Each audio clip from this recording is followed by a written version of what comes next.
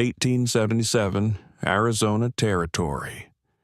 An Apache woman stood between two worlds as 100 warriors formed an impenetrable wall around the canyon. No one gets in, no one gets out. She leaned close to the man they were hunting and whispered 3 words that would either save his life or seal both their fates. "I choose you." But why would she risk everything for the one person her people wanted dead? Before we jump back in, tell us where you're tuning in from, and if this story touches you, make sure you're subscribed, because tomorrow I've saved something extra special for you. The Arizona sun had already climbed halfway to its zenith when Thomas Caldwell first noticed the dust cloud rising from the eastern ridge. He'd been tracking a wounded mule deer for the better part of 2 hours, moving carefully through the scrub brush and mesquite that dotted the canyon floor. The animal's blood trail had gone cold about 20 minutes back, and Thomas was considering whether to give up the hunt when he saw it. A thin column of dust, too deliberate to be wind, too sustained to be a single rider. He dropped to one knee behind a cluster of prickly pear and squinted against the glare. The dust was moving south, parallel to his position, but still a good mile off. Thomas reached for the battered spyglass in his saddlebag and trained it on the disturbance. What he saw made his blood run cold. Warriors. At least 30 that he could count from this distance, maybe more obscured by the terrain. They moved in a coordinated pattern that spoke of purpose, not random wandering. Apache, certainly. He'd lived in this territory long enough to recognize their riding style, the way they seemed to flow across the landscape rather than simply traverse it. Thomas lowered the spyglass and considered his options. He was 3 days out from Fort Benson, carrying supplies for the winter traders who worked the northern routes. His wagon was hidden in a box canyon about half a mile west, concealed beneath camouflage netting and brush. If he could reach it quietly, slip away before whatever was happening here caught up with him, he might make it back to civilization with his scalp intact. He began moving, keeping low, using every depression in the ground and every scraggly bush for cover. The terrain here was unforgiving, all rock and sand and plants that seemed designed specifically to tear clothing and flesh. Thomas had learned to move through it quietly during his 5 years as a freight hauler, though he'd never claimed to match the almost supernatural stealth of the Apache themselves. The box canyon appeared ahead, its narrow entrance exactly as he'd left it. Thomas quickened his pace, already mentally calculating the fastest route back to the fort. He'd lose the deer entirely and probably have to abandon his plan to resupply the northern traders, but staying alive seemed more important than maintaining his schedule. He was 10 feet from the canyon entrance when he heard the voice. "You move well for a white man." Thomas froze. The voice had come from above and behind him, speaking English with an accent that suggested the speaker had learned the language from missionaries or soldiers. He turned slowly, hands raised to show he was unarmed, and found himself looking up at an Apache woman perched on a boulder like she'd materialized from the rock itself. She couldn't have been more than 25, dressed in traditional buckskin with intricate beadwork that caught the sunlight. Her dark hair was pulled back and wrapped with red cloth, and she held a rifle with the casual competence of someone who'd been shooting since childhood. But it was her eyes that struck Thomas most forcefully, sharp and intelligent, studying him with an intensity that made him feel like a specimen under glass. "I don't want trouble," Thomas said carefully. "I'm just passing through." "Passing through where?" The woman tilted her head slightly. "There's nothing in this direction except more desert and the settlements that took our land. I'm heading back to Fort Benson. I'm a freight hauler, not a soldier. I don't fight your people, but you supply the ones who do." It wasn't a question. The woman shifted her position on the boulder, the rifle never wavering from its casual but ready position. "Your wagon is in that canyon. I watched you hide it yesterday." Thomas felt his stomach tighten. She'd been observing him for at least a day, maybe longer, which meant she'd seen everything: where he slept, how he moved, what weapons he carried. He was completely compromised, and the only question now was whether she planned to kill him herself or let the warriors he'd spotted earlier do the job. "My name is Naichi," the woman said, seemingly reading something in his expression. "It means mischief maker in your language, though that is not quite accurate. Names rarely translate well. Thomas Caldwell." He wasn't sure why he was given his full name, except that it seemed important somehow to be recognized as a person rather than just another white intruder. Naichi nodded slowly. "Thomas Caldwell, who supplies the forts. I know you. The traders speak of a man who keeps his word, who does not cheat them on weight or quality. This is rare among your people. I try to be fair in my dealings." "Fair." Naichi seemed to taste the word, finding it oddly flavored. "An interesting choice. Tell me, Thomas Caldwell, do you think it is fair that your forts sit on land where my people hunted for generations? That your soldiers kill our warriors and drive us onto reservations where the soil is poor and the water scarce?" Thomas had no good answer for that. He'd thought about it plenty over the years, lying awake in his bedroll and staring at the stars, but thinking about injustice and actually confronting it face to face were entirely different experiences. "No," he said finally, "I don't think it's fair, but I also don't know how to fix it." "At least you do not lie." Naichi lowered the rifle slightly, though Thomas noticed she kept her finger near the trigger. "The warriors you saw earlier, they are hunting someone, a man who killed the son of our war chief during a raid 3 weeks ago. They have been tracking him for days, and now they believe he is somewhere in this canyon system." Thomas felt the pieces clicking into place. "And you think I might be that man?" "No." Naichi shook her head. "The man they hunt has red hair and a scar across his face from a knife fight in Santa Fe. You do not match that description, but you are here, in the wrong place at a very dangerous time. So, what happens now?" Before Naichi could answer, a whistle cut through the air, sharp and brief, unmistakably a signal. The woman's expression shifted slightly, though Thomas couldn't quite read what the change meant. She responded with a whistle of her own, a different pattern, then looked back down at him. "Now you have a choice," she said. "You can run for your wagon and try to escape. The warriors are coming from 3 directions, sealing off this entire area. You might make it if you're very fast and very lucky, though I would not wager much on your chances. Or you trust me?" Naichi's eyes locked with his, and Thomas saw something there he hadn't expected. Calculation mixed with something that might have been sympathy, or possibly something else entirely. "There is a third path through these canyons, one that my people do not use because it requires climbing skills that most lack. I can guide you through it, get you past the warriors and onto the northern trail that will take you back to your fort. Why would you help me?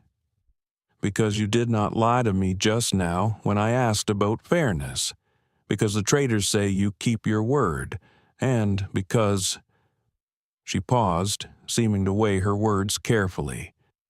"Because I am tired of watching everyone I know prepare for wars that only bring more death. Maybe one white man who lives because of an Apache woman's help will remember that mercy is possible. Maybe it will matter someday. maybe not.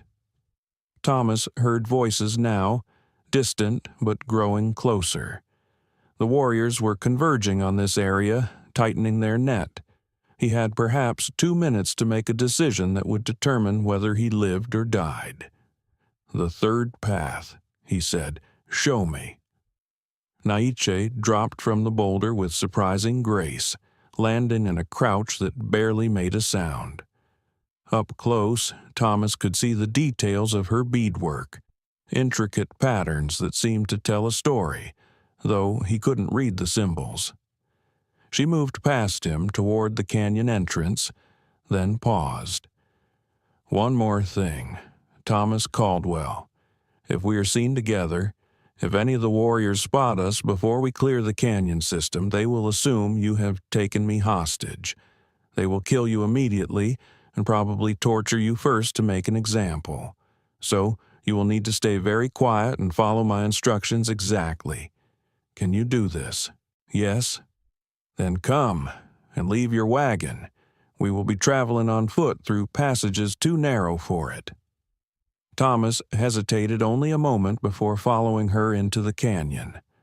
Behind him, he could hear the warriors' calls getting clearer, the sound of horses on rock. He'd staked his life on the word of an Apache woman he'd met 5 minutes ago, trusting her to guide him through hostile territory when she had every reason to let him die or kill him herself. The canyon walls rose around them, red stone that had been carved by ancient rivers into fantastic shapes. Naichi moved like water, finding paths through the rock that Thomas would have sworn didn't exist. They climbed up through a narrow chimney where the walls pressed so close together that Thomas had to turn sideways to fit, his pack scraping against stone. At the top of the chimney, they emerged onto a ledge that overlooked the canyon system. Thomas could see the warriors now. They'd split into groups, methodically searching every possible hiding place. There had to be at least 60 of them, maybe more. The scope of the operation made his earlier estimate of 30 seem laughably optimistic. "They are very serious about finding this man," Naichi whispered. "He killed Delgado, the war chief's youngest son, only 17 years old, still learning to be a warrior. The chief's grief has turned to rage, and he will not stop until the killer is found." "Do you know where this man is?" Naichi glanced at him sideways, an unreadable expression on her face. "Perhaps, but that is not your concern. Your concern is surviving the next few hours." They moved along the ledge, Naichi occasionally stopping to listen or to study the terrain below. The sun was directly overhead now, baking the rocks and making the air shimmer with heat. Thomas could feel sweat running down his back, soaking his shirt. He'd left his canteen in the wagon and his mouth was starting to feel like sandpaper.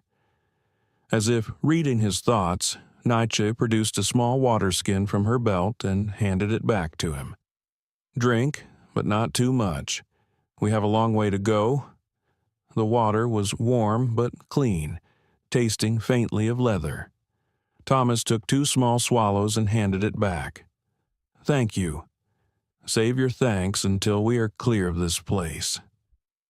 They continued for another hour, following a route that seemed to exist more in Naichi's mind than in any visible reality. They climbed, descended, traversed ledges barely wide enough for their feet, and squeezed through gaps in the rock that made Thomas's heart hammer with claustrophobia. Through it all, Naichi moved with absolute confidence, never hesitating, never second-guessing her path. The sun was beginning its descent toward the western horizon when they finally reached what appeared to be a dead end, a sheer cliff face with no visible way forward. Thomas looked around, confused, then watched as Naichi approached what looked like a solid wall of rock. She pressed her hand against a particular spot, and a section of the wall pivoted slightly, revealing a passage so narrow and dark that it looked more like a crack in reality than an actual path. "Through here," she said. "It will be dark for a while, but the passage is straight. Keep one hand on the wall to your right and walk carefully. The floor is uneven. You've used this route before. When I was younger, before the wars became so intense, my grandmother showed it to me. She said it was an escape route, a way to flee if our camp was ever attacked. I never thought I would use it to save a white man." They entered the darkness, and Thomas lost all sense of direction. The passage seemed to go on forever, winding through solid rock in a way that defied his understanding of geology. He could hear Naichi's breathing ahead of him, steady and calm, and he focused on that sound to keep from panicking in the absolute blackness. Finally, after what felt like hours but was probably only minutes, he saw a light ahead, a growing brightness that resolved into the opening of the passage. They emerged on the far side of the canyon system, with miles of open desert stretching before them and no sign of the pursuing warriors. Preparing and narrating this story took us a lot of time, so if you are enjoying it, subscribe to our channel. It means a lot to us. Now, back to the story. Naichi turned to face him, and for the first time since they'd met, she smiled slightly. "You did well, Thomas Caldwell. Many white men would have panicked in the dark passage. You kept your head. I've learned that panicking doesn't help much in dangerous situations. A useful lesson." She pointed northwest toward a range of low hills barely visible on the horizon. "That direction will take you back to the northern trail. Follow the hills until you see a distinctive rock formation that looks like a bird's head, then turn west. You should reach the trail by tomorrow evening if you maintain a good pace." "You're not coming with me?" "No, I have my own path to follow." She studied him for a long moment, and Thomas had the distinct impression she was deciding something important. "Thomas Caldwell, I need you to make me a promise." "What kind of promise?" "What I'm about to tell you will put both of us in danger if you speak of it. But I think you deserve to know the truth because you trusted me when you had no reason to do so." She took a breath. "The man the warriors are hunting, the one with red hair and the scar, is hiding in a cave on the eastern edge of the canyon system. I know this because I have been tracking him too, for different reasons than the warriors. He killed Delgado, yes, but he also saved my life 3 years ago during a flood. He pulled me from a river when I would have drowned. I owe him a debt." Thomas felt his mind racing. "So you're going to help him escape too?" "I am going to try, but there are more than 100 warriors searching for him now, and they have blocked every normal route out of the canyon system. The path I just showed you is the only way, and I cannot guide him through it without being seen. The warriors know I was in this area. They will be looking for me soon, wondering why I did not respond to their calls. If they find me with him, they will assume I am a traitor to my people. What do you need from me?" Naichi's eyes locked with his again, and Thomas saw the weight of what she was about to ask. "I need you to create a distraction, something that will draw the warrior's attention away from the eastern caves for long enough that I can get him to the passage. A fire, perhaps, or some other commotion that will make them think he is somewhere else. They'll kill me if they catch me. Yes, which is why this is a promise I can only ask you to consider, not demand. You owe me nothing, Thomas Caldwell.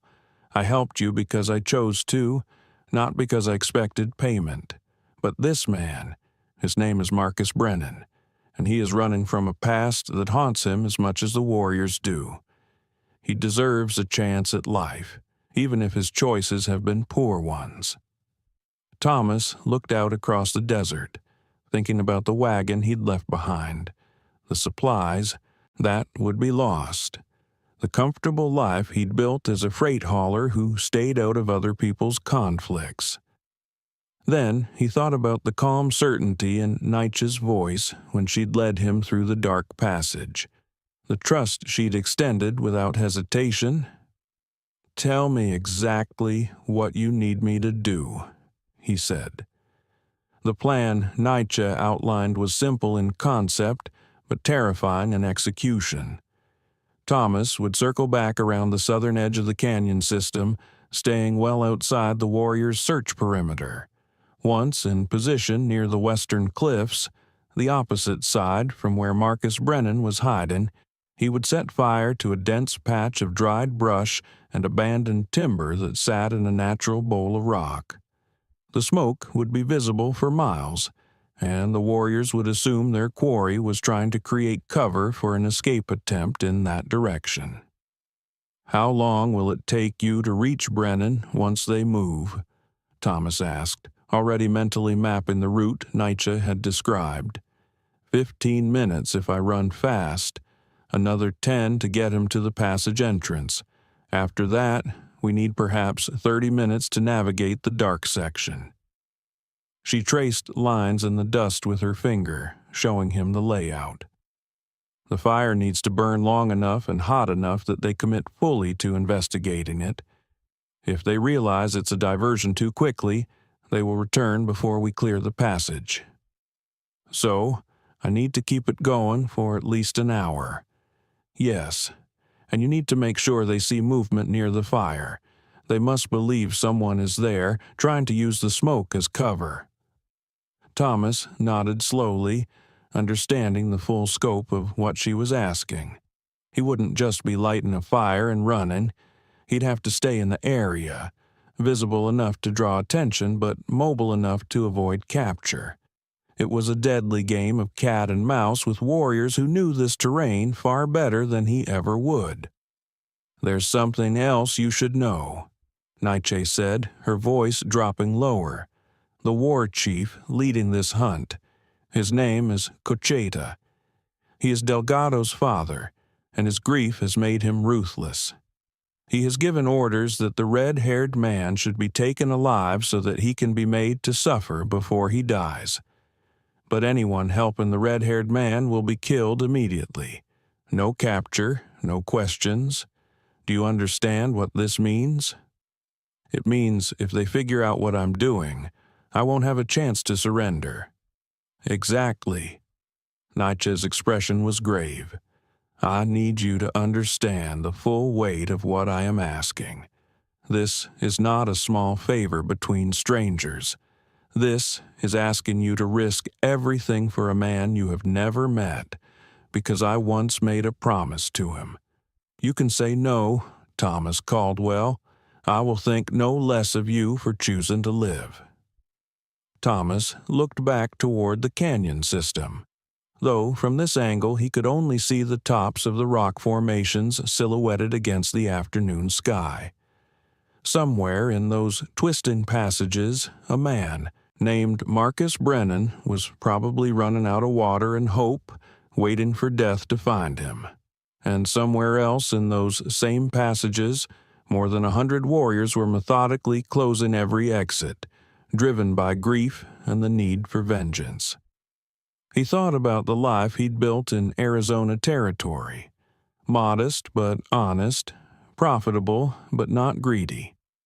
He'd spent 5 years establishing himself as a man who kept his word, who dealt fairly with everyone regardless of which side of the various conflicts they found themselves on. That reputation was valuable, maybe the most valuable thing he owned. But what good was a reputation for fairness if he wasn't willing to act on it when the cost got high? "I'll do it," he said, "but I need something from you in return." Naichi raised an eyebrow. "You are in a position to bargain?" "Not bargain, just ask. If I don't make it out of this, I need you to get word to a woman named Sarah Dutton at Fort Benson. She runs a general store there. Tell her what happened, and tell her she was right about me needing to pick a side eventually. She'll understand."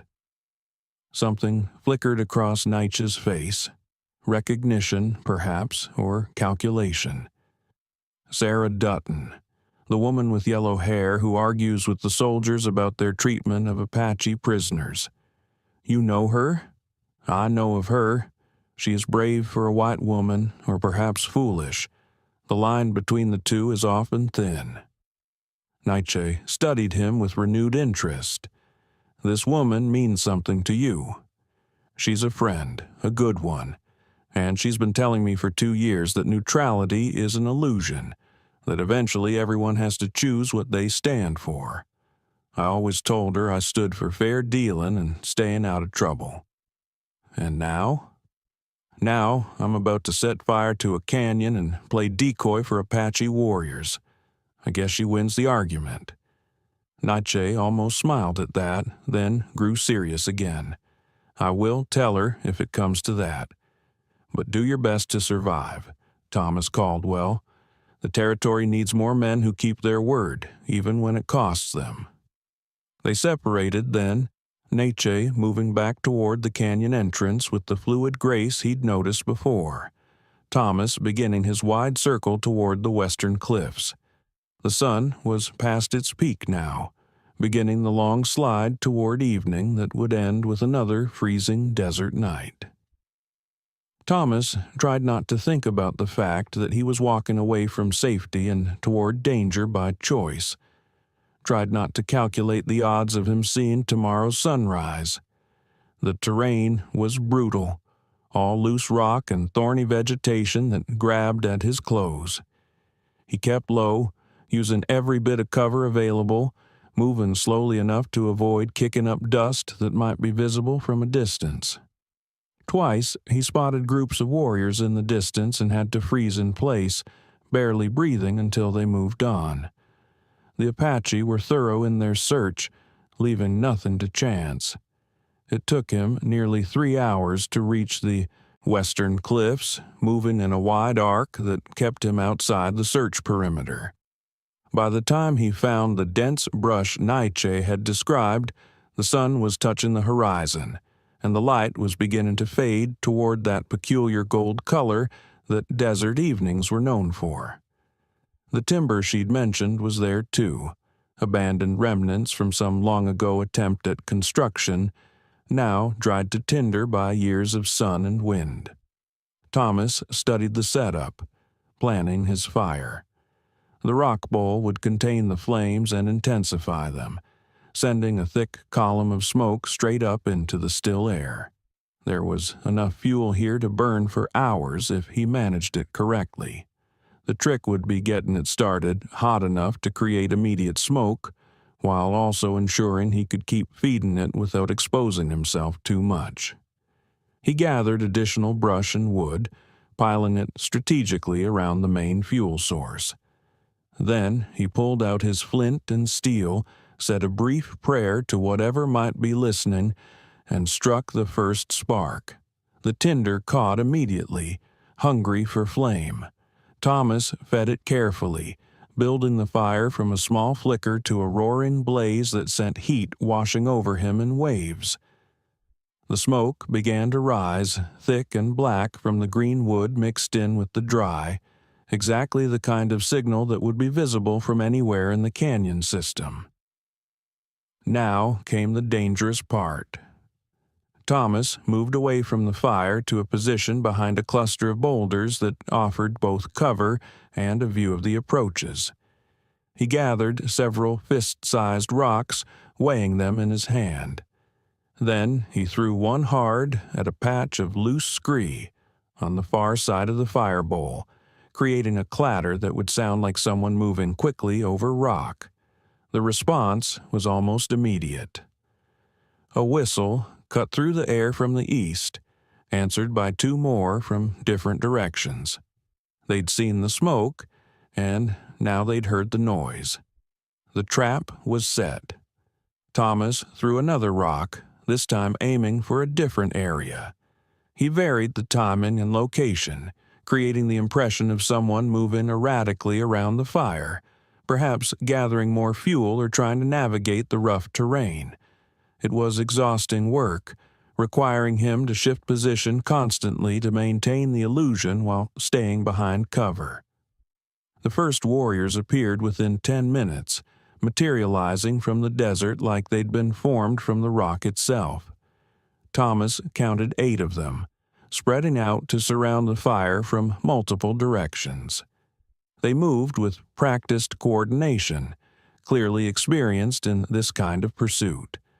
One of them, a tall man with distinctive white streaks in his hair, seemed to be giving orders with hand signals. Thomas threw another rock, making sure this one was visible in the firelight as it arced through the air.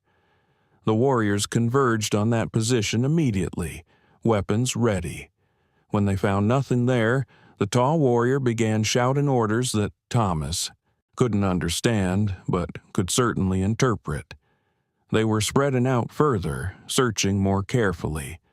More warriors arrived, called by whistles and signals. Thomas counted 20, then 30, then stopped counting as the numbers grew too large. The diversion was working. Naichi had said they would commit fully if they believed their quarry was here, and she'd been right. The western cliffs were now swarming with searchers, all of them focused on finding the man they believed was hiding among these rocks.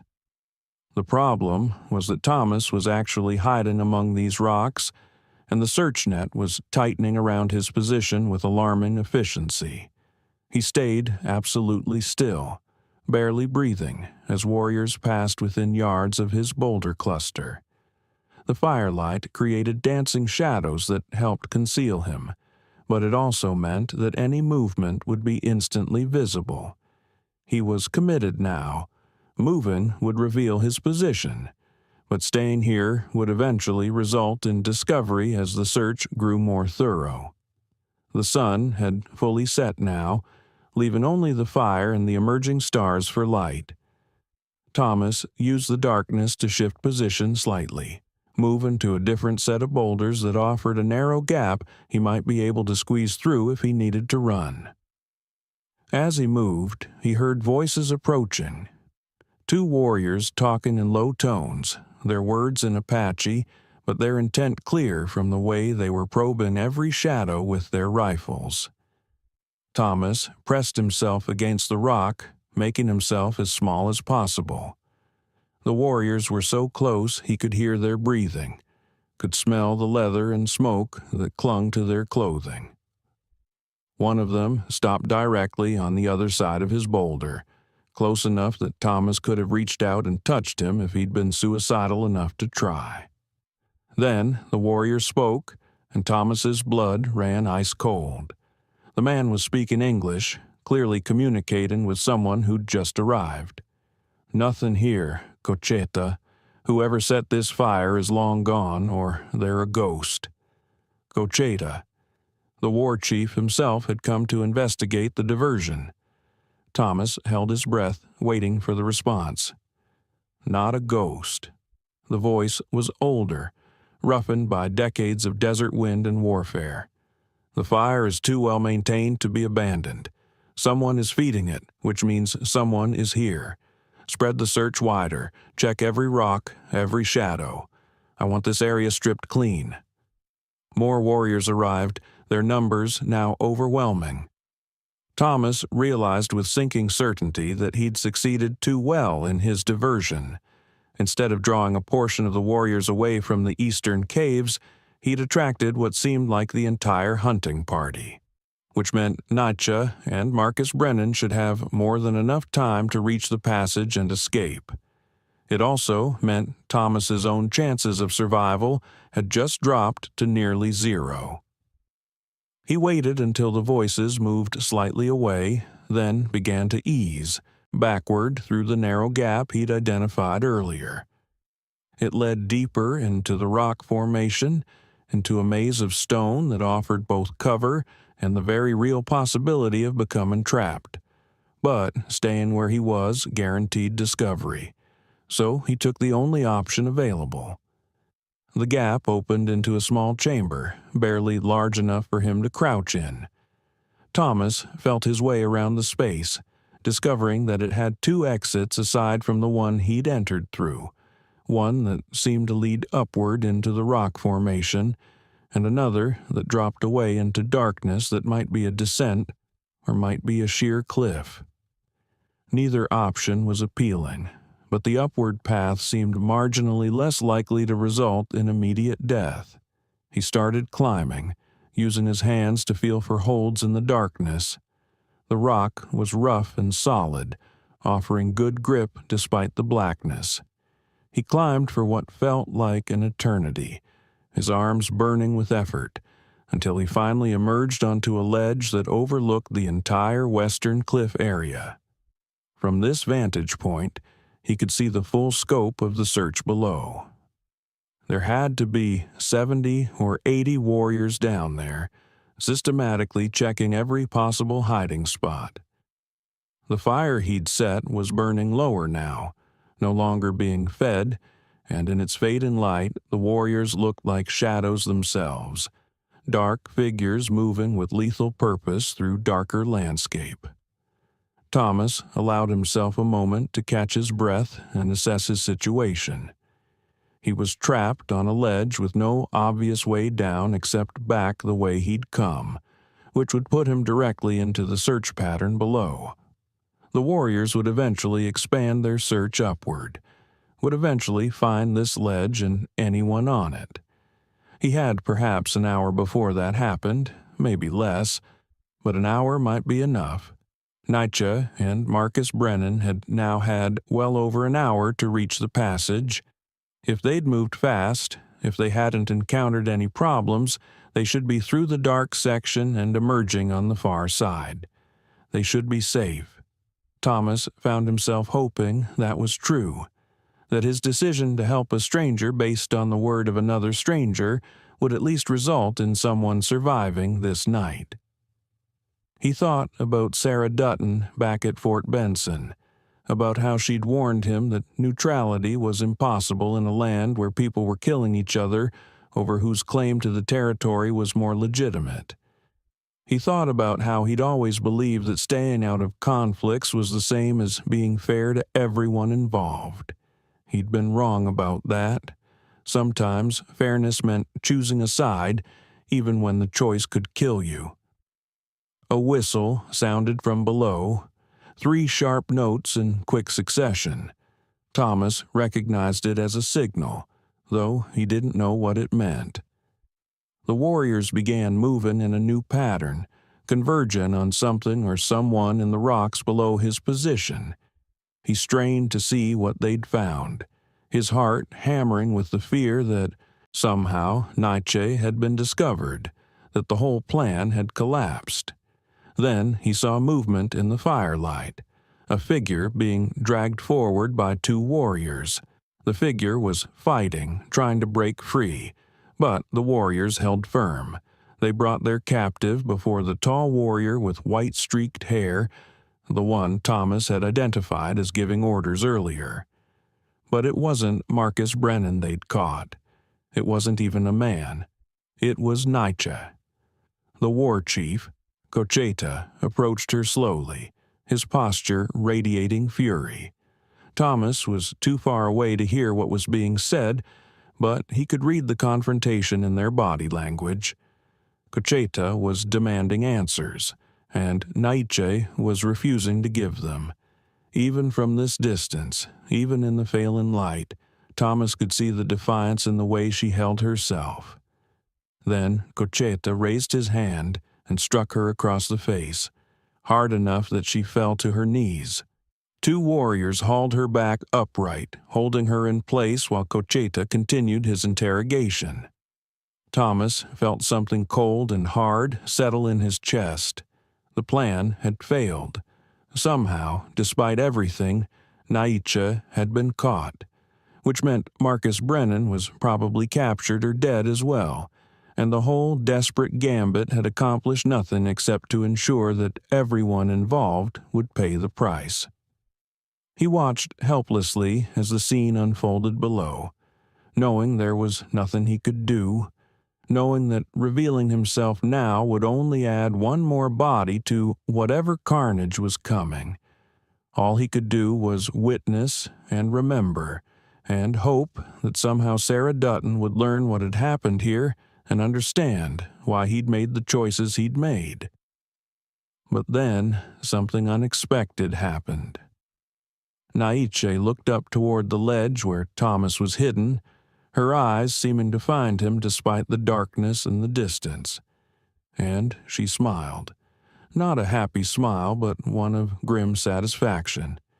The expression of someone who'd accomplished exactly what they'd set out to do, even if it cost them everything. In that moment, Thomas understood. She'd been caught deliberately.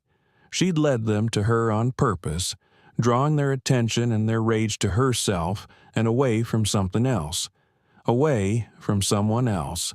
The diversion within the diversion, the sacrifice play that would give Marcus Brennan the time he needed to clear the passage and reach safety, even if it meant Naichi herself would face whatever punishment Cocheta had in mind for traitors to their people. Thomas watched as they bound her hands and began leading her away from the western cliffs, back toward the main canyon system. The warriors were following. Their search of this area apparently concluded now that they'd found what they believed was the real prize. Not the man they'd been hunting, but the woman who'd helped him escape. As the last of them disappeared into the desert darkness, Thomas finally allowed himself to move. His arms were shaking from more than just the climb, and his mind was racing with implications he was only beginning to understand. Naichi had said she needed him to create a distraction. She'd never mentioned that she would be creating an even bigger one. She'd never said that her plan involved sacrificing herself to ensure Marcus Brennan's escape. She'd simply asked Thomas to trust her, and he had, and now she was being dragged away to face consequences that would likely end with her death. The fire below had burned down to embers, no longer providing enough light to see by. Thomas began the careful descent from his ledge, moving by feel and memory, knowing that he had to get away from this area before the warriors decided to return and conduct a more thorough search. But as he climbed down through the darkness, one thought kept circling through his mind, demanding attention, refusing to be ignored. He'd started this day as a freight hauler trying to avoid trouble, trying to maintain his profitable neutrality in a land at war with itself. He'd end it as something else entirely. A man who'd helped an Apache woman save a fugitive, who'd witnessed her capture and done nothing to stop it, who now carried the knowledge of her sacrifice like a brand burned into his soul. The question was what he did with that knowledge. Whether he honored her sacrifice by staying silent and staying alive, or whether he tried to do something about it, even though any action would likely be suicidal and pointless. Thomas reached the bottom of the rock formation and started walking north, toward the distant hills and the trail that would take him back to Fort Benson. Each step felt heavier than the last, weighted by decisions not yet made and obligations not yet fulfilled. Behind him, the dying embers of his fire cast faint shadows across the desert floor, slowly fading into darkness as if they'd never been there at all. Thomas walked through the desert night for 3 hours before his conscience finally stopped him. He'd covered good ground, put in miles between himself and the western cliffs, following the terrain that would eventually lead him back to the northern trail in safety. The stars overhead were brilliant in the clear air, casting just enough light to navigate by, and the temperature had dropped to that bone-chilling cold that high desert nights were infamous for. He should have kept walking. Every rational calculation told him that continuing north was the only sensible choice. Naichi had made her decision knowing the consequences, had orchestrated her own capture to complete a mission she'd committed to years ago when Marcus Brennan pulled her from a flooding river. Her sacrifice would be meaningless if Thomas threw his life away trying to undo it. But rationality wasn't the only voice in his head anymore. He stopped walking and turned to look back south, toward the canyon system that was now invisible in the darkness. Somewhere in that direction, Naichi was being held by warriors who believed she'd betrayed them. Cocheta would want answers. Where was the red-haired man who helped him escape? What other treachery had she been involved in? And when she refused to answer, because Thomas was certain she would refuse, the interrogation would become something far worse. Sarah Dutton's words echoed in his memory. Eventually, everyone has to choose what they stand for. He'd chosen once already tonight, when he agreed to create the diversion. But that choice had been made in ignorance of the full cost, without understanding that Naichi planned to pay the highest price herself. Now he had all the information, could see the full picture of what his involvement had set in motion, and he had to choose again. Stay silent and safe, or speak up and die trying to make things right. Thomas sat down on a flat rock and forced himself to think it through methodically, the way he approached any difficult business decision. What were his assets? He knew the terrain around the canyon system better than he had this morning, having just navigated it extensively. He knew the warriors were focused on interrogating Naichi, which meant their search protocols might be relaxed. He had his rifle, his knife, and enough ammunition for perhaps 20 shots if he was careful. What were his liabilities? He was one man against at least 80 warriors who knew this land like their own skin. He had no real combat experience beyond the occasional bar fight. He didn't speak Apache and couldn't blend in even if he wanted to. His odds of successfully rescuing Naichi were so low as to be essentially non-existent. But there was a third category he hadn't considered until now. What did honor require of him? Naichi had saved his life first, guiding him through the secret passage when she could have left him to be discovered by the search parties. Then she'd asked for his help saving Marcus Brennan, but she'd made it clear he could refuse without judgment. When he'd agreed, she'd never mentioned that her plan involved sacrificing herself. She'd protected him from that knowledge, had prevented him from trying to talk her out of it or offering some alternative. She'd done all of that, and now she was paying the price for trusting that he would honor their agreement and walk away. Except walking away felt like betrayal. Felt like taking everything she'd given and offering nothing in return except his survival. Thomas stood up and started walking again, but this time he was heading south, back toward the canyons, back toward certain death if he was caught, but also back toward the only decision that let him sleep at night if he somehow survived. He had no plan beyond getting close enough to assess the situation.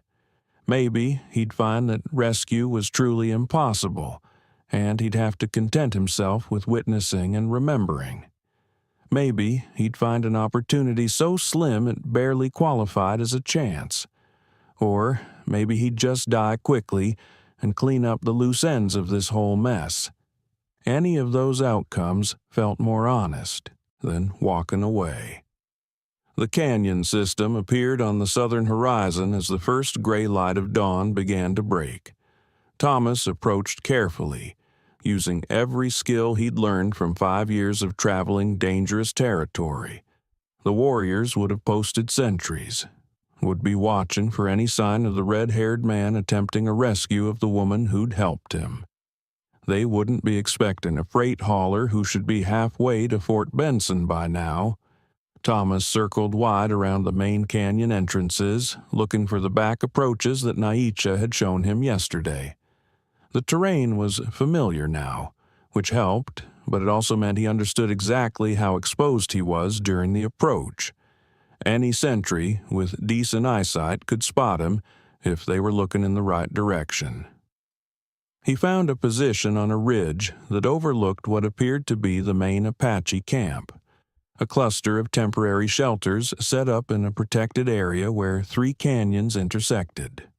Smoke rose from several fires, and Thomas could see figures moving between the shelters. He counted at least 40 warriors visible, which meant there were probably twice that many in total once he accounted for the ones out on patrol or sleeping. And there, tied to a pole near the largest shelter, was Naichi. Even from this distance, Thomas could see she'd been beaten. Her face was swollen, and she was slumped against the pole in a way that suggested either exhaustion or unconsciousness. 2 guards stood nearby, but they seemed more focused on their conversation than on watching their prisoner. Why would they be alert? Where could she possibly go, bound hand and foot in the middle of a camp full of warriors? Thomas studied the camp layout, trying to identify patterns in the way people moved through it. There was a main path that most traffic followed, leading from the shelters to a water source somewhere deeper in the canyon. The guards rotated every few hours based on the patterns he observed, and there were gaps in coverage during the rotation when positions were unmanned for brief periods. But even identifying those weaknesses didn't change the fundamental problem. He was one man with no reasonable way to free a prisoner from the center of a hostile camp and escape without being caught or killed. He needed help or a miracle, preferably both. As the morning progressed and the sun climbed higher, Thomas watched the camp activity increase. Warriors came and went, some leaving on what looked like patrol routes while others returned from night duty. The camp had the organized feel of a military operation, which made sense, given that Cocheta was a war chief with decades of experience leading his people in conflicts with both rival tribes and white settlers. Around midday, there was a change in the camp's energy. Warriors began gathering near the central fire, forming a rough circle. Naichi was dragged from the pole and brought to the center of the circle. Forced to her knees, Cocheta emerged from the large shelter, and even from a distance Thomas could read the fury in his posture. The war chief began speaking, his voice carrying across the canyon in a language Thomas didn't understand, but whose meaning was clear enough. This was a trial, or perhaps a sentencing. Naichi was being held accountable for her actions, and the assembled warriors were there to witness justice being done according to their customs and laws. Thomas watched helplessly as Cocheta's speech grew more heated, his gestures more emphatic. Several other warriors spoke as well, some seeming to argue, while others nodded agreement with whatever was being said. Through it all, Naichi remained kneeling, her head raised, her posture defiant, despite the obvious pain she was in. Then something unexpected happened. An older woman emerged from one of the shelters and pushed through the circle of warriors to stand beside Naichi. She was tiny, barely 5 feet tall, but the warriors parted for her with obvious respect. She began speaking to Cocheta, and whatever she said made the war chief pause in his denunciation. The argument that followed was intense, even though Thomas couldn't understand a word of it. The old woman was clearly advocating for Naichi, while Cocheta was just as clearly opposed to any mercy. Other voices joined in, the camp dividing into factions right before Thomas's eyes. Some supported the old woman's position, others sided with Cocheta, and the debate grew heated enough that Thomas worried it might turn violent. Finally, Cocheta made a gesture that silenced everyone. He spoke for several minutes, then pointed at Naichi and made a declarative statement that ended the discussion. The old woman looked devastated. Several warriors looked satisfied, and Naichi herself showed no reaction at all. The circle dispersed, warriors returning to their various duties.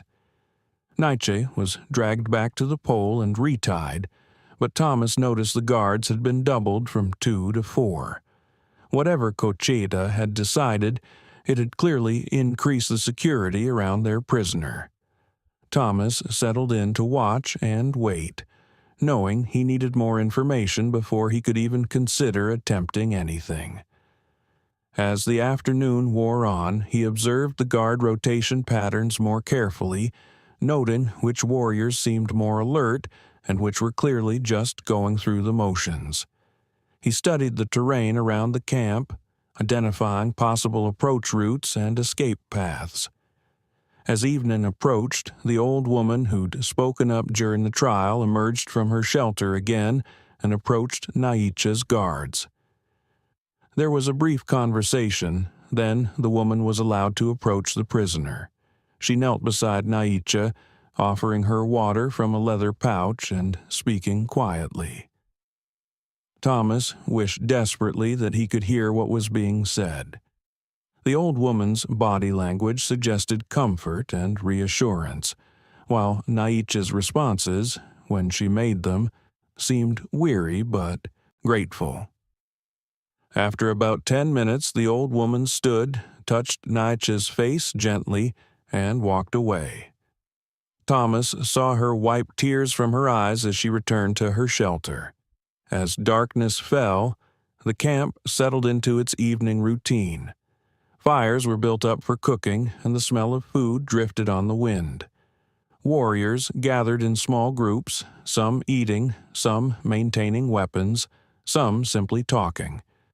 The 4 guards around Naichi remained alert, rotating position every hour to ensure no one got complacent. Thomas knew he was running out of time. Whatever Cocheta had decided during the trial, it would likely be carried out soon. Possibly at dawn, which was the traditional time for executions in many cultures. He had perhaps 12 hours to figure out how to do the impossible, or to accept that some things couldn't be fixed no matter how much you wanted to fix them. He was considering his limited options when he heard a sound behind him, the soft scrape of leather on rock that meant someone was approaching his position. Thomas froze, his hand moving slowly toward his rifle, calculating whether he could turn and fire before whoever was behind him could react. "Don't move, freight hauler." The voice was male, speaking English with an accent that suggested someone who'd learned the language from multiple sources. "You are covered by 3 rifles. You turn around, you die. You reach for your weapon, you die. You understand?" "I understand." Thomas kept his hands visible, his body still. "I'm not looking for a fight." "No? Then what are you doing watching our camp from this ridge? Admiring the sunset?" "I came back for the woman. Naichi. She doesn't deserve what's happening to her." There was a pause, then footsteps as the speaker moved around to where Thomas could see him. The man was in his 40s, weathered by sun and wind, with a scar running from his left ear to his jaw. He held his rifle casually but confidently, and Thomas had no doubt he could use it with lethal efficiency if needed. "You came back," the man repeated, his tone suggesting he was testing the truth of the statement. "The white man who set the fire as a diversion. You could be safely away from here, back to your fort and your comfortable life. Instead, you come back to die for a woman you met yesterday. This makes no sense to me." "It doesn't make much sense to me either," Thomas admitted, "but she saved my life, and then she sacrificed herself to complete a mission I helped her with. Walking away felt like betrayal." The scarred man studied him for a long moment. "My name is Taza. I am Naichi's brother, though we share only a mother, not a father. I was one of those arguing for her life during the trial today. I did not succeed in convincing Cocheta to show mercy. Thomas felt a cold weight settle in his stomach. What did he decide? She will be killed at dawn. Not quickly. Cocheta wants her to suffer for betraying her people. He sees her actions as personal betrayal, because his son is dead and she helped the man responsible escape. Grief has made him cruel. Taza's expression was grim. The old woman you saw speaking with Naichi, that was our mother. She pleaded for exile instead of death, but Cocheta refused. He says examples must be made. So, you're here to kill me before I can try anything stupid. Actually, Taza said slowly, lowering his rifle slightly, I'm here because I watched you all afternoon. I saw you studying the camp, trying to find a way to free her. I saw you stay when you should have left, return when you should have fled. And I think perhaps you are a man who keeps his word, even when it costs him everything. Thomas didn't know where this was going, but he sensed a shift in the conversation. Your point? My point is that I cannot save my sister. If I try, Cocheta will kill us both, and possibly our mother as well. He is looking for any excuse to eliminate anyone who might question his authority. But you are not one of us. You are an outsider who owes nothing to Cocheta or our laws. If you were to attempt a rescue and somehow succeed, it would shame Cocheta, but it would not be treason from one of his own people. You want me to try rescuing her? I want my sister to live. If that means a crazy white man attempts something impossible and somehow pulls it off, then yes, that is what I want. Taza reached into his belt and pulled out a knife, offering it handle first to Thomas. This belonged to Delgado, Cocheta's son. It was taken from the red-haired man's camp when we first began tracking him, evidence that the killing happened. If you free Naichi, give this to her. She'll understand what it means. Thomas took the knife, feeling the weight of it in his hand. What does it mean? It means that Delgado's death has been avenged in ways Cocheta does not understand. The red-haired man took his life, yes, but Naichi ensured the red-haired man escaped, which means Delgado's killer goes free, while Delgado's father descends into the kind of cruelty that dishonors his son's memory. Sometimes the greatest revenge is allowing people to become the thing they hate most. Taza's smile was bitter. Give her the knife, and she will know that her brother understands and approves of what she did. This doesn't make sense. Why would you approve of her helping your chief's son's killer escape? Because I knew Delgado. He was young and stupid and eager to prove himself a warrior. He attacked the red-haired man's camp without authorization, seeking glory. The man defended himself, as anyone would. Delgado's death was tragedy, not murder, but Cocheta cannot see this through his grief. Taza met Thomas's eyes. My sister understood that killing the red-haired man would not bring Delgado back, would not make anything better. She chose mercy over vengeance. For this, she will die at dawn unless someone prevents it. Thomas looked down at the knife in his hand, then back at the camp below where Naichi remained tied to the pole, guarded by 4 warriors who would kill anyone attempting rescue. The impossibility of the situation hadn't changed, but now he had something he didn't have before, an ally and information about what the knife meant. The guards rotate at midnight, Taza said quietly. For 3 minutes, the east approach is unwatched while the new guards move into position. The ropes binding her are standard. Sharp knife cuts through them in seconds. After that, you're on your own. I cannot help you escape without revealing my involvement. 3 minutes to cut her free and get clear of the camp. Impossible, I know, but less impossible than what you were planning before. Taza turned to leave, then paused. Thomas Caldwell. That is your name, yes? My sister spoke of you before the trial. She said you were a man who kept his word even when the cost was high. She said if she had to choose someone to trust with her life, she would choose you. I think perhaps she was right. Then he was gone, disappearing into the darkness as silently as he'd arrived, leaving Thomas alone on the ridge with a borrowed knife and a 3-minute window to attempt the impossible. Thomas spent the hours until midnight preparing for 3 minutes that would determine whether he and Naichi lived or died.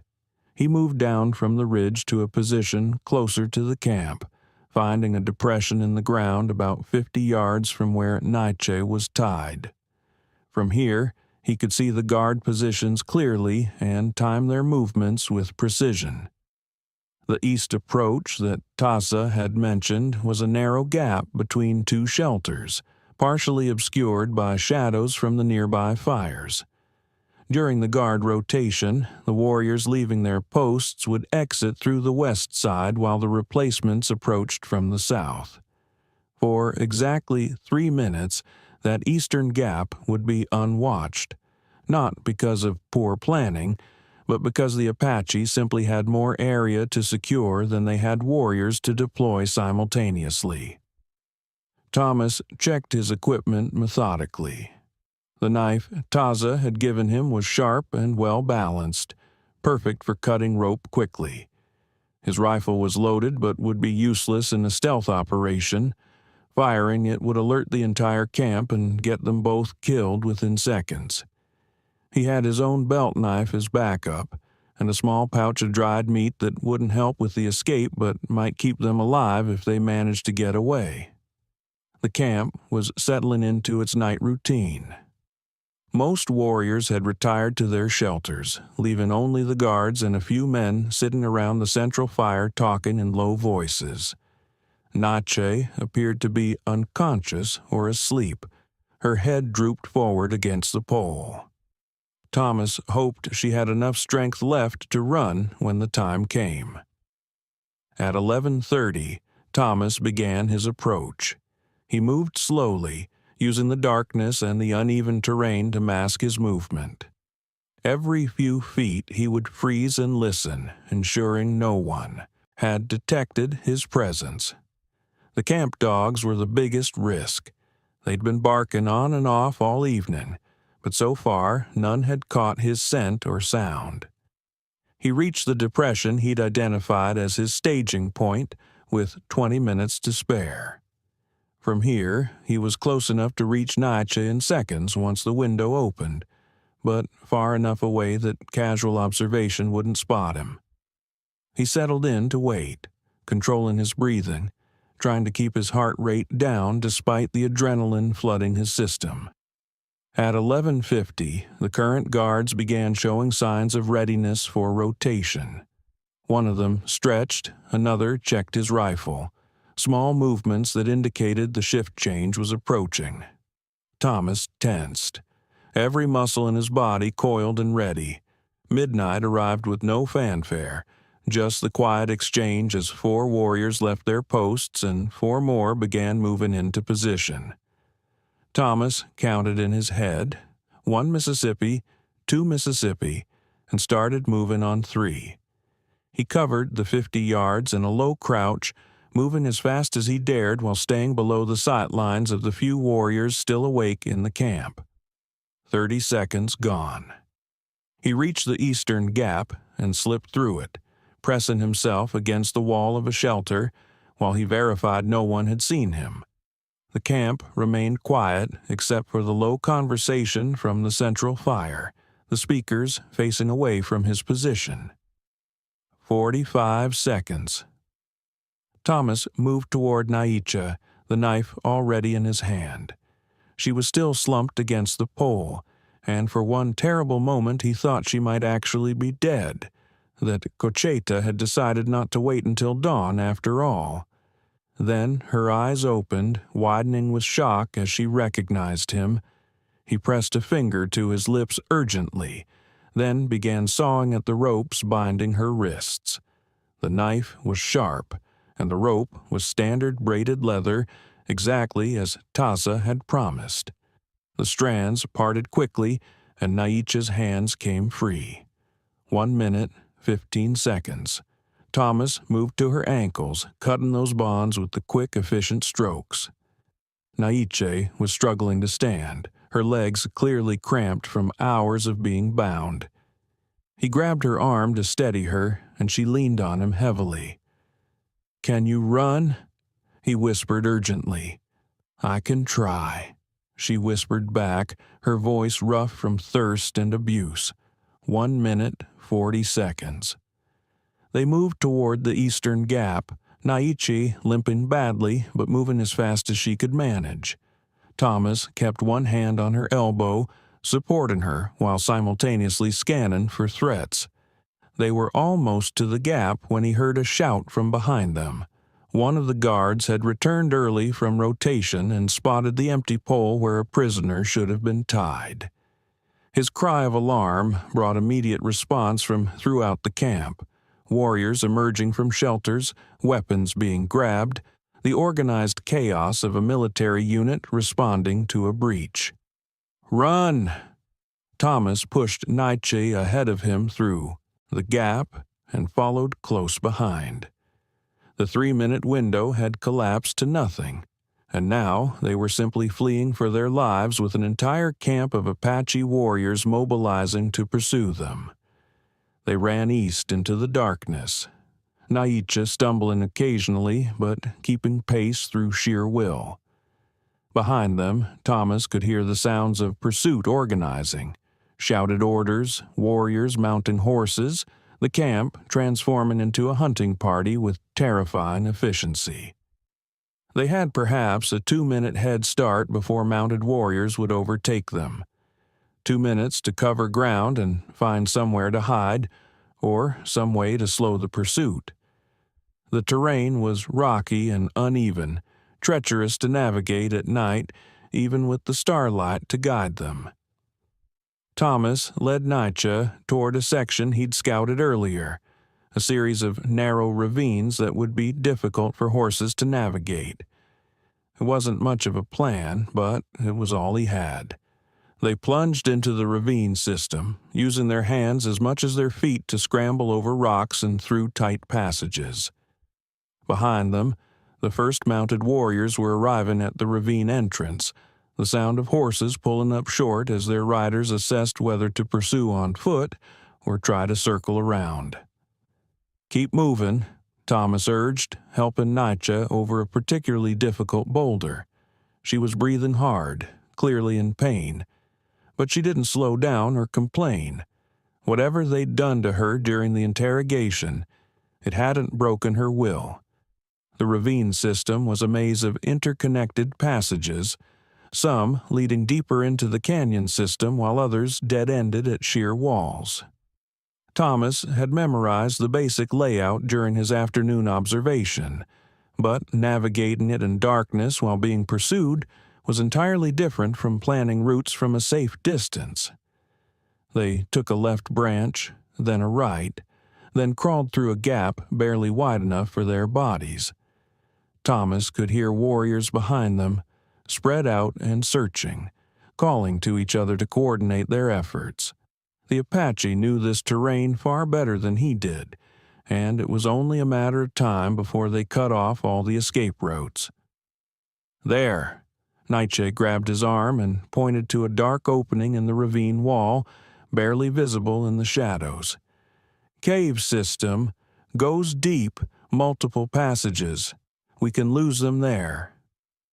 Thomas didn't hesitate. They scrambled toward the cave entrance and plunged inside just as torchlight appeared in the ravine behind them. He heard warriors shouting, announcing they'd found tracks leading to the cave. The pursuit was about to move underground. Inside the cave, the darkness was absolute. Thomas felt along the walls with his hands, Naichi doing the same on the opposite side.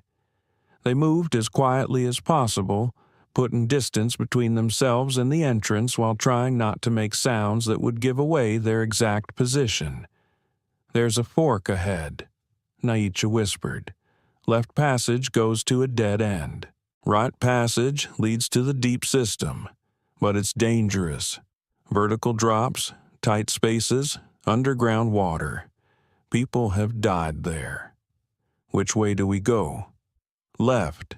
Let them think we went right." Thomas understood the strategy immediately. They moved into the left passage and felt their way to the back, finding a wide chamber with some kind of natural rock formations. Naichi pulled him behind one of the larger formations, and they pressed themselves against the cold stone, waiting in absolute silence. Torchlight flickered at the cave entrance, growing brighter as warriors entered. Thomas counted at least 6 of them from the voices, possibly more. They were being cautious, aware that a cornered enemy could be dangerous even when outnumbered. The warriors reached the fork and paused, discussing something in Apache. Thomas couldn't understand the words, but the tone suggested debate about which direction to pursue. Then one of them spoke with authority. A decision had been made. Footsteps moved past the left passage and down the right one into the deep system. Thomas and Naichi remained frozen behind the rock formation, barely breathing. Not all the warriors had gone right. He could still hear at least 2 of them near the fork, probably stationed there to prevent escape back the way they'd come. They were trapped in a dead-end passage with guards blocking the only exit. Minutes passed in tense silence. Thomas's legs were cramping from the awkward position, and he could feel Naichi trembling against him. Whether from cold, fear, or exhaustion, he couldn't tell. Probably all 3. They couldn't stay here indefinitely, but they also couldn't leave with guards watching the fork. Then they heard something that changed everything. A distant cry from deep in the right passage, followed by a rumbling sound that made the entire cave system vibrate. The warriors at the fork shouted to each other, then ran toward the right passage, their footsteps receding rapidly. "Collapse," Naichi whispered. "The deep system is unstable. Someone went too far, put weight on the wrong rock. The whole section just came down. Will they be able to get out? Some of them, maybe, but they'll be focused on rescue now, not pursuit. This is our chance." They moved quickly back to the fork, then passed it toward the cave entrance. Thomas expected to encounter more guards, but the entrance was clear. Everyone had either gone into the deep system to help with the rescue or was outside organizing the effort. The cave opening framed a view of chaos. Warriors running back and forth, someone shouting orders, torches everywhere. "We can't go out there," Thomas said. "Too exposed." "Not out. Up." Naichi pointed to a narrow ledge that ran along the cave wall above the entrance. "Climbs to the surface about 40 feet up. They won't be looking for us above them." Thomas looked at the ledge dubiously. It was barely 6 inches wide in places, with a sheer drop to sharp rocks below. Attempting it in darkness, while exhausted and injured, seemed suicidal. Then again, so did staying in the cave or trying to slip past the organized search outside. "You first," he said. "I'll catch you if you fall. You can't catch me from below. Then I'll break your fall. Same thing." Naichi managed a weak smile at that, then began climbing. She moved slowly but confidently, finding handholds in the rock face that Thomas could barely see. He followed close behind, acutely aware that one slip would send him plummeting onto the rocks below. His arms were shaking with fatigue and his fingers were raw from gripping sharp stones. They climbed in silence, the chaos at the cave entrance continuing below them. Someone had organized a proper rescue effort for the warriors trapped by the collapse, which meant most of the camp's attention was focused inward on the disaster rather than outward on the escaped prisoner. The ledge finally ended at a small opening that led to the surface. Naichi squeezed through it, and Thomas followed, emerging onto a flat area covered in scrub brush. They were on top of the ridge that overlooked the camp, and almost the exact spot where Thomas had hidden earlier that afternoon. Below them, the camp was fully illuminated by torches as warriors worked to rescue their trapped companions. No one was looking up toward the ridgeline. For the moment, they were invisible. "We need to keep moving," Thomas said quietly. "Once they realize we're not in the cave system, they'll expand the search." "I know, but Thomas—" Naichi turned to face him, and in the starlight he could see the extent of the damage they'd done to her during interrogation. Her face was bruised and swollen, one eye nearly closed, her lip split. "Why did you come back? You were free. You could have made it to your fort. You saved my life. Then you sacrificed yourself to complete a mission I helped you start. I couldn't just walk away from that. Most men would have. Then I guess I'm not like most men." Naichi studied him for a long moment, then reached out and took his hand. Her grip was weak but determined. "My brother Taza, he gave you something for me. I saw you put it in your belt before we ran." Thomas had almost forgotten about the knife. He pulled it from his belt and handed it to her. He said you would understand what it meant. Naichi took the knife, her expression unreadable in the darkness. She turned it over in her hands, examining it carefully. When she finally spoke, her voice was thick with emotion. "This was Delgado's knife. My brother is telling me that he understands why I helped Marcus Brennan escape, that he approves, that he knows the difference between justice and vengeance. He also said to tell you that Delgado's greatest revenge is watching your father descend into cruelty that dishonors his son's memory." Taza always was the philosophical one. Naichi slipped the knife into her own belt. "Come. I know a place where we can hide until dawn, then make our way north. It's not safe yet. They'll be hunting us for days. But we have a chance now, which is more than I had an hour ago." They moved along the ridgeline, staying low and using every bit of cover available. Behind them, the camp continued its rescue operation, warriors working by torchlight to clear the collapsed passage.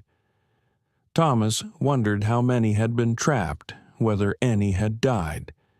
He wondered if Cochita was down there helping, or if he was already organizing search parties to recapture his escaped prisoner.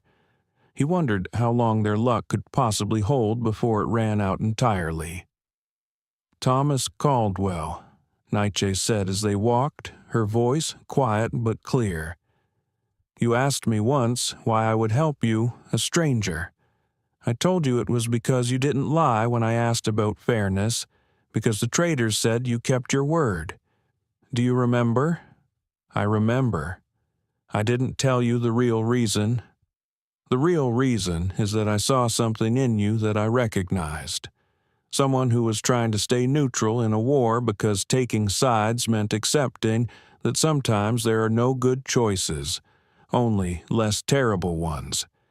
Someone who wanted to believe that fairness and profit could coexist, that you could do business with everyone and betray no one." She paused, turning to look at him. "But you can't. Eventually, everyone has to choose what they stand for. You chose tonight, when you came back for me. You chose mercy over safety, honor over survival. That choice may cost you your life, but it also makes you someone worth saving." Thomas didn't know what to say to that, so he said nothing. They walked on through the darkness. two fugitives in a hostile land, heading toward an uncertain future with nothing but each other, and the slim hope that somehow, against all odds, they might actually survive what they'd started. Behind them, the sounds of the rescue operation continued. Above them, the stars wheeled slowly across the sky, indifferent to the small human dramas being played out in the desert below. And ahead of them, somewhere in the darkness, lay either salvation or death. They'd find out which soon enough. For now, they just kept walking. They walked through the night until Naichi's legs finally gave out. Thomas caught her before she hit the ground, lowering her gently to sit against a large boulder.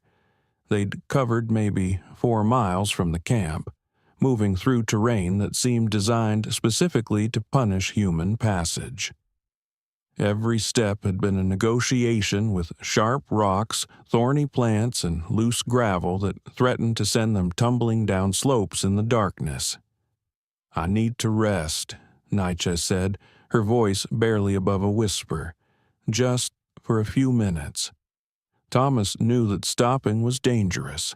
The warriors would be searching for them as soon as they'd finished dealing with the cave collapse.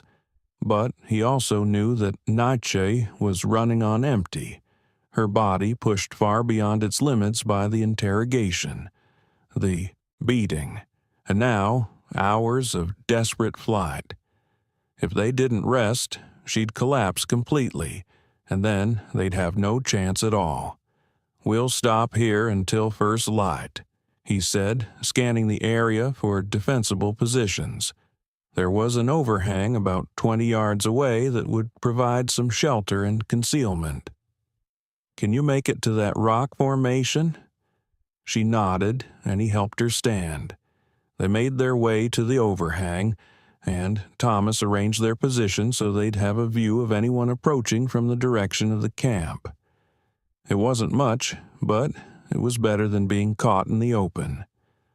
Naichi leaned back against the rock, her breathing labored. In the faint starlight, Thomas could see that her injuries were worse than he'd initially thought. The swelling on her face had increased, and she was favoring her left side in a way that suggested broken or cracked ribs.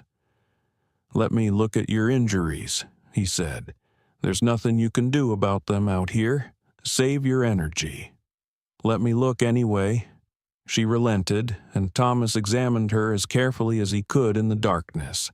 The facial injuries were painful, but not life-threatening. The ribs were more concerning. If one of them had punctured a lung, she could be bleeding internally and there would be nothing he could do about it. But her breathing seemed relatively normal, just pained, which suggested the ribs were cracked rather than completely broken. "You need a doctor," he said finally. "I need to survive until morning. Doctors can wait."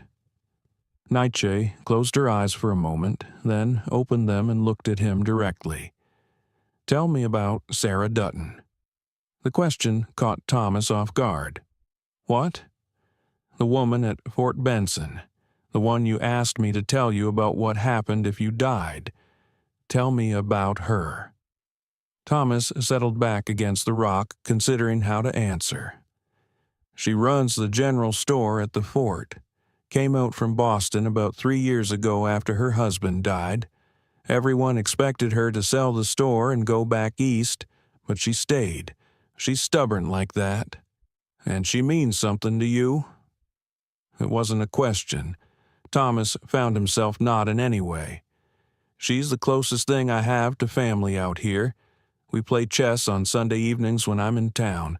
She makes terrible coffee and excellent arguments about politics and morality. She's been trying to convince me for 2 years that neutrality is impossible in a place like this." She was right. Yeah, she usually is. Thomas looked out into the darkness, thinking about Sarah's face the last time they'd argued about his refusal to take sides in the conflicts tearing the territory apart. She'll probably say, "I told you so," if I make it back alive. "Do you love her?" The directness of the question made Thomas pause. Did he love Sarah Dutton? He'd never really examined his feelings that carefully, had always told himself they were just friends who enjoyed each other's company. But if he was being honest, really honest, the kind of honest you could only be when you might die before sunrise, then yes, he probably did love her. He just hadn't had the courage to do anything about it. "I think so," he said finally. "I've been afraid to find out for sure." Why? Because loving someone means giving them power to hurt you, means making yourself vulnerable. I've spent 5 years building a life based on independence and self-sufficiency. Letting someone in threatens all of that. Naichi made a sound that might have been a laugh or a cough. You think loving someone makes you weak. But tonight, you risked everything to save a woman you barely know, simply because it was the right thing to do. That's not a weakness, Thomas Caldwell. That's the strongest thing a person can be. Or the stupidest. Sometimes they're the same thing. She shifted position, wincing at the pain in her ribs. I loved someone once, a warrior named Goyakla. He was brave and kind, and he made me laugh even when there was nothing to laugh about. We were going to be married. Thomas heard the past tense and understood. What happened? The soldiers happened. There was a raid on our camp 3 years ago. Goyakla was killed defending the women and children. He bought us time to escape, but he paid for it with his life.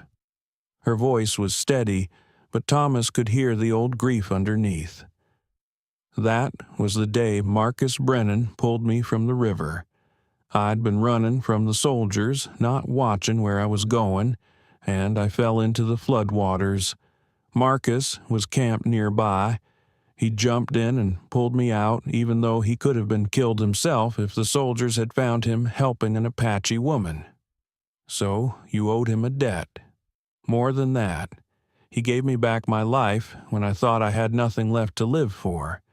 After Goyakla died, I wanted to die too. But Marcus saved me, and then he told me something I've never forgotten. She paused, gathering the memory. He said that the people who love us never really want us to die with them. They want us to live, and to honor their memory by living well. He said the best way to respect the dead is to refuse to become like them. Thomas thought about that, about what it meant to live in a way that honored the dead rather than simply mourning them. Is that why you helped him escape? To repay the debt? Partly, but also because I knew that Delgado's death was an accident, not murder. The boy was young and eager to prove himself. He attacked Marcus's camp without orders, without backup, without even verifying that Marcus was the enemy he thought he was. Marcus defended himself, and Delgado died. It was tragic, but it wasn't murder. She touched the knife Taza had given her, the one that had belonged to Delgado. Cocheta couldn't see that through his grief. He wanted blood, wanted revenge. He was willing to torture a man to death to satisfy his need for vengeance. I couldn't let that happen.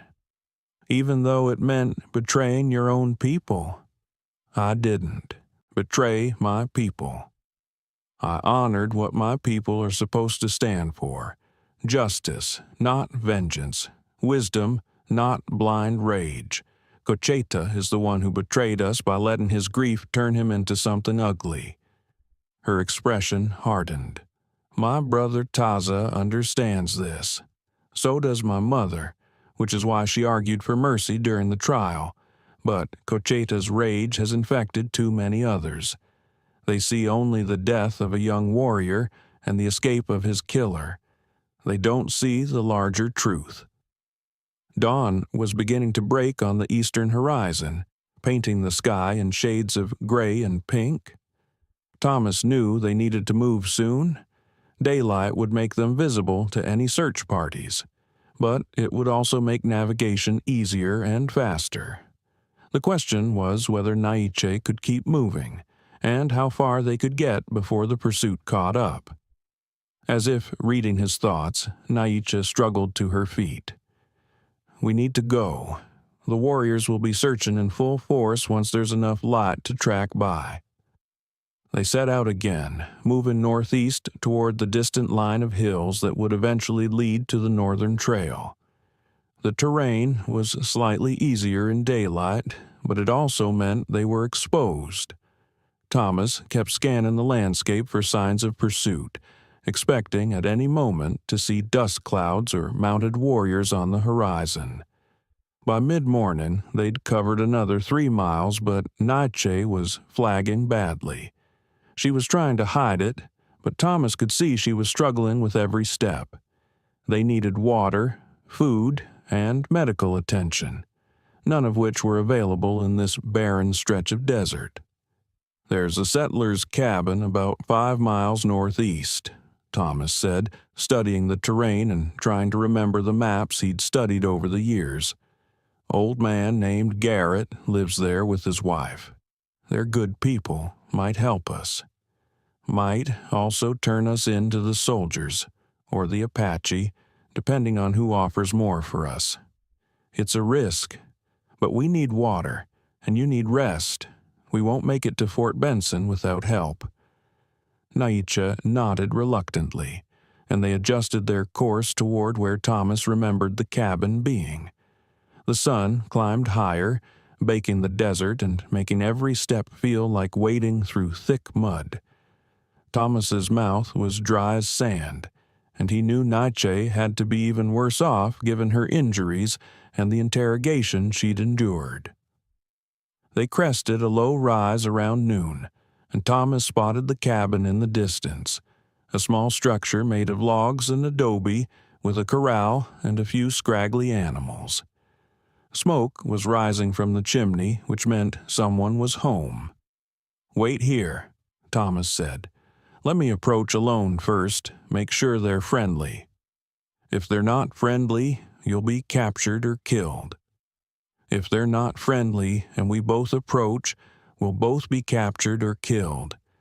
This way, at least one of us has a chance." He squeezed her shoulder gently. "Trust me, I haven't gotten us killed yet. Yet being the important word." Thomas managed a tired smile and began making his way down the slope toward the cabin. He kept his hands visible and his rifle slung across his back in a non-threatening position. As he approached, the door opened and an older man stepped out, holding a shotgun at a ready but not quite aimed position. "That's close enough, stranger," the man called. "State your business." "My name is Thomas Caldwell. I'm a freight hauler out of Fort Benson. I'm traveling with an injured companion, and we need water and a place to rest for a few hours. I can pay." The man studied him for a long moment. "Thomas Caldwell. Heard of you. Folks say you're an honest dealer, though there's also talk you've been helping Apache fugitives escape justice. That true?" Thomas decided honesty was the only play. "I helped a woman escape from warriors who were going to execute her at dawn. She didn't deserve to die. If that makes me a fugitive helper, then I guess that's what I am." "This woman, she Apache?" "Yes. And she's with you now?" "Hidden on the ridge. She's injured and needs medical attention." The older man lowered his shotgun slightly and called back toward the cabin. "Martha, we got company." Then to Thomas, "Name's Robert Garrett. This is our land, such as it is. Been here 15 years. Seen about every kind of trouble this territory can produce. Apache woman who doesn't deserve to die sounds like a story worth hearing. Bring her down, and we'll see about that water and rest." Thomas felt tension he hadn't realized he was carrying to ease. He signaled to Naichi, who emerged from her hiding spot and began making her way down the slope. She was limping more heavily now, and Thomas could see that her strength was almost completely exhausted. A woman appeared in the cabin doorway. presumably Martha Garrett. She was in her 60s, with steel-gray hair and the weathered face of someone who'd spent decades under the desert sun. When she saw Naichi's condition, her expression shifted from wariness to concern. "Robert, stop standing there like a fool and help that girl inside. She looks half dead." The next hour was a blur of activity. Martha Garrett took charge of Naichi's care with the efficient competence of someone who'd dealt with injuries before. She cleaned and bandaged the facial wounds, felt the ribs carefully and determined they were cracked but not broken completely, and made Naichi drink water slowly to avoid shocking her system. Thomas sat at the rough wooden table and answered Robert Garrett's questions: where they'd come from, what had happened, why warriors were hunting them. He left out some details but gave the essential truth. Naichi had helped a fugitive escape. Thomas had helped her escape, and now they were both marked for death if captured. "You've stepped in it proper," Robert said when Thomas finished. "Cocheta's one of the most respected war chiefs in the territory. Crossing him is signing your own death warrant." "I know, but it was the right thing to do."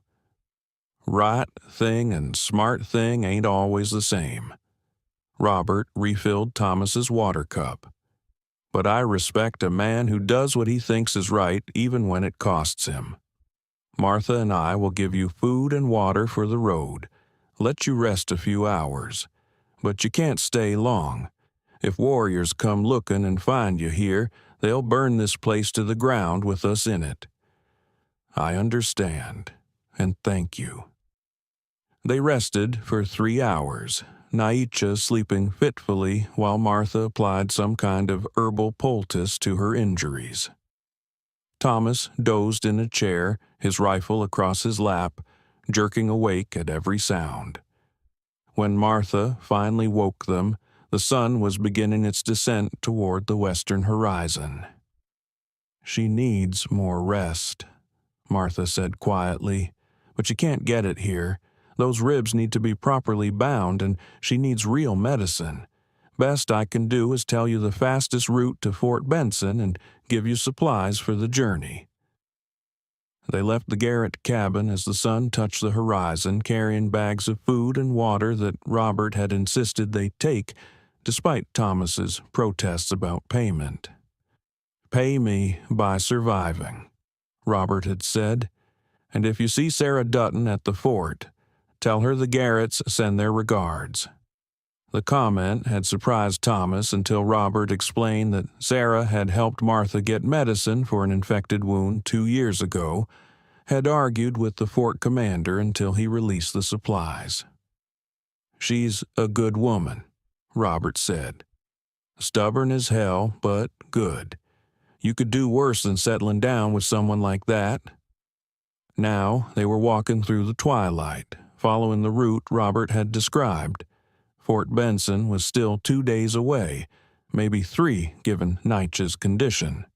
The warriors would be searching, and there was no guarantee they'd make it. But they had a chance now, which was more than they'd had this morning. "Thomas," Naichi said as they walked, "there's something I need to tell you. Something about why I really chose to trust you." "What do you mean?" "When I found you yesterday morning, I'd been tracking you for 2 days. Not just watching, actively tracking. I knew you were in the area, and I knew the warriors were closing in. I could have simply avoided you, let you get caught in the search and use that as a distraction for Marcus Brennan's escape." Thomas felt something cold settle in his stomach. "But you didn't." "No, because I watched you for those 2 days, saw how you moved through the territory. You were careful not to damage the land. You left food for desert animals. You spoke respectfully to yourself about the places you passed through. Small things, but they told me you saw this land as something to be respected, not just conquered." She paused, then continued. "And then I saw you notice the warriors and immediately think about how to avoid them, rather than confront them.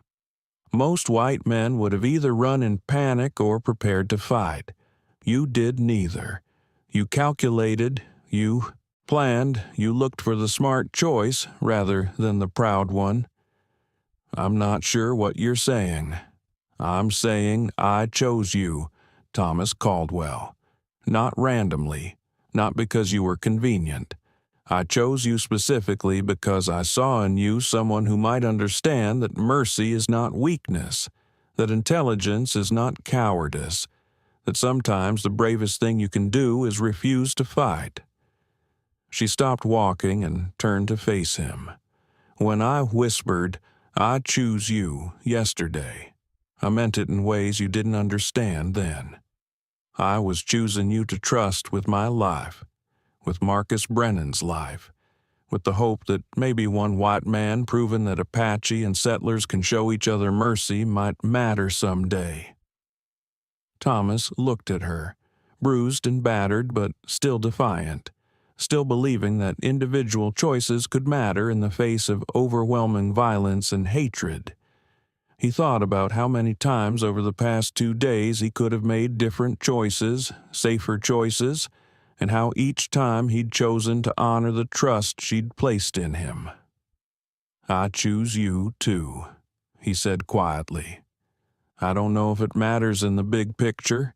Don't know if one freight hauler and one Apache woman surviving this mess will change anything about the wars tearing this territory apart. But you're alive, and I'm alive, and maybe that's enough for now." Naichi smiled. A real smile this time, despite the split lip and the pain. "Maybe it is."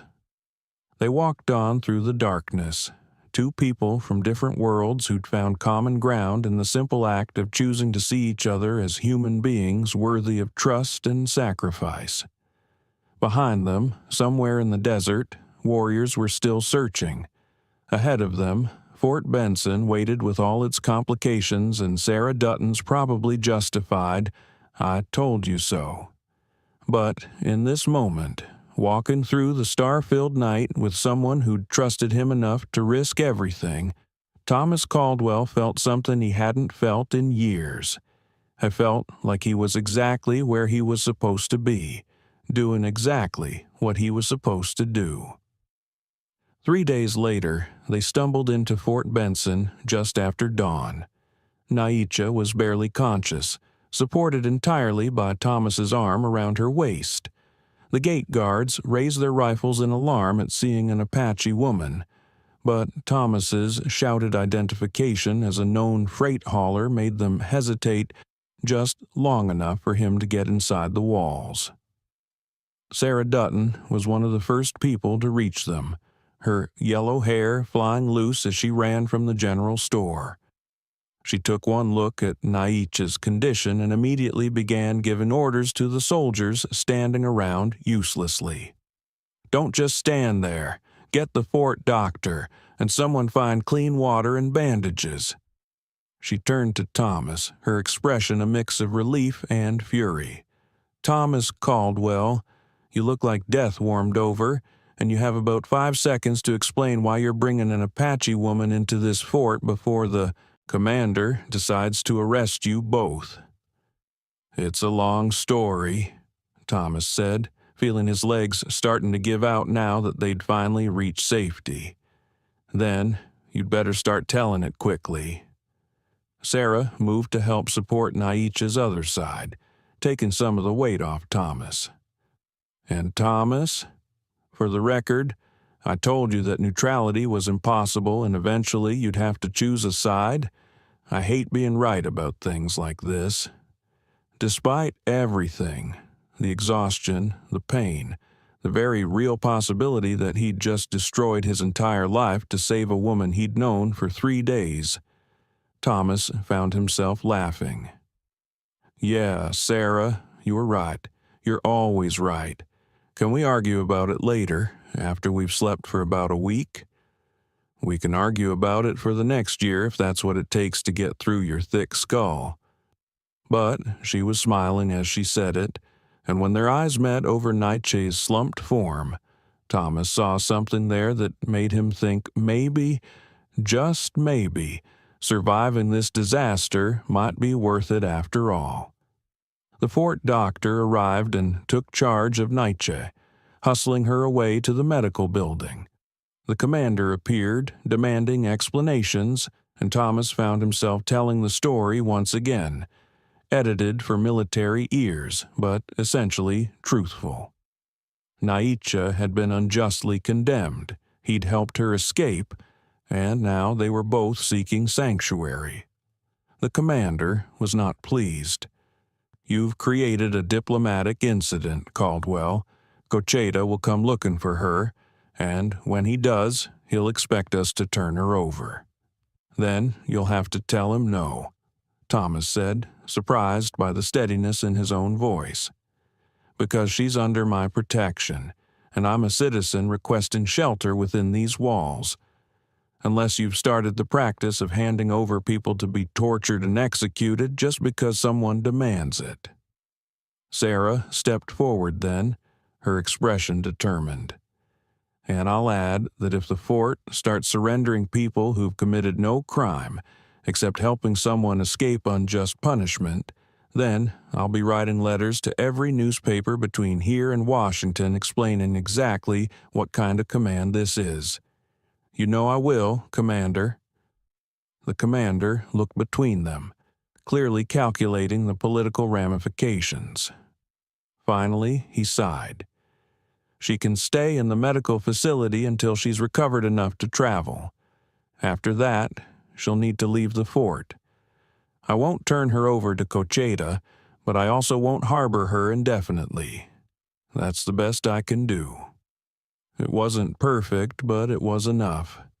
Thomas nodded his acceptance, then finally allowed himself to collapse into the chair someone had brought. Sarah sat beside him, her hand finding his, and they stayed that way while the fort buzzed with activity around them. "You know this isn't over," Sarah said quietly. "Cocheta will want revenge. The warriors will remember. This could follow you for the rest of your life. I know. And you did it, anyway." "I did it anyway." She squeezed his hand. "Then I guess that settles the question of what kind of man you are, Thomas Caldwell.